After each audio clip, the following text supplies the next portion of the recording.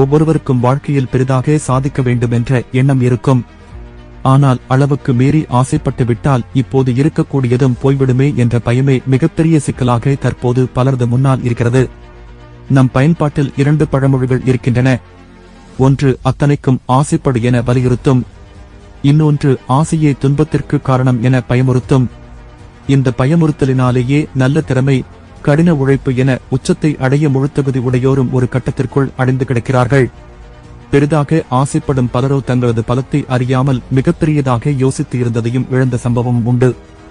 ஆக ஒருவர் எந்த அளவிற்கு பெரிதாக சிந்திக்கலாம் என்ற வரையறையை தெரிந்து வைத்துக் கொள்வது மிகவும் அவசியமான ஒன்று.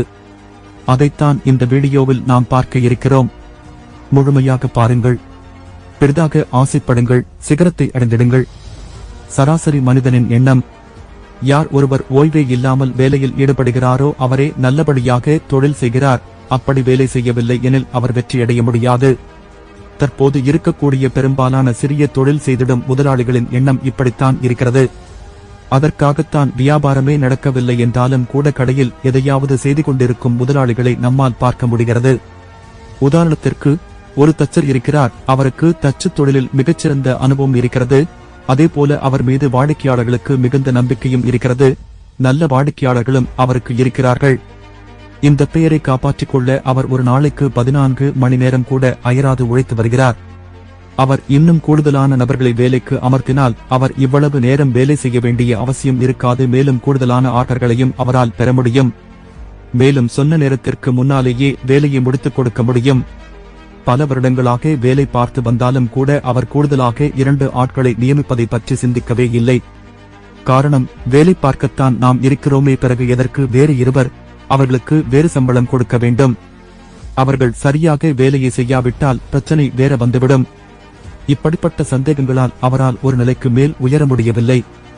ஆனால் அவருடைய தொழில் எப்போதும் போல பிரச்சனை இல்லாமல் சென்று கொண்டுதான் இருந்தது. நம்பிக்கையோடு பெரிதாக சிந்திக்கலாம். பணியாட்களை நாம் பார்த்துக் கொண்டால் அவர்கள் நமது தொழிலை பார்த்துக் கொள்வார்கள். தச்சரின் நண்பர் ஒருவர் தச்சரிடம் இது பற்றி பேசுகிறார். அவர் எவ்வளவு எடுத்துச் சொன்னாலும் அதை ஏற்றுக்கொள்ளும் மனநிலை ஏற்படவே இல்லை. நண்பரும் விடுவதாக இல்லை. இறுதியில் ஒரு முடிவு எடுக்கப்பட்டது. 2 ஆண்டுகளுக்கு மட்டும் சோதனை முறையில் நண்பர் சொன்ன ஆலோசனையை செய்து பார்ப்பது என்ற முடிவு எடுக்கப்பட்டது. நல்ல திறமையான 2 தச்சர்கள் பணிக்கு எடுக்கப்பட்டார்கள்.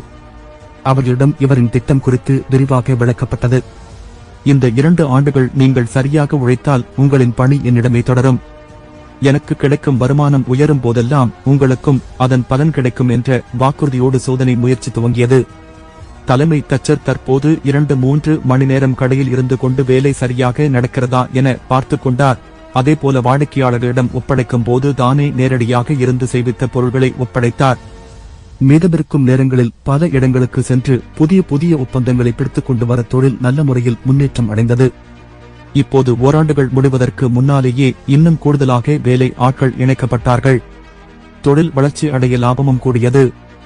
வாக்குறுதி கொடுத்தபடியே பணியாட்களுக்கு சம்பள உயர்வும் வழங்கப்பட்டது.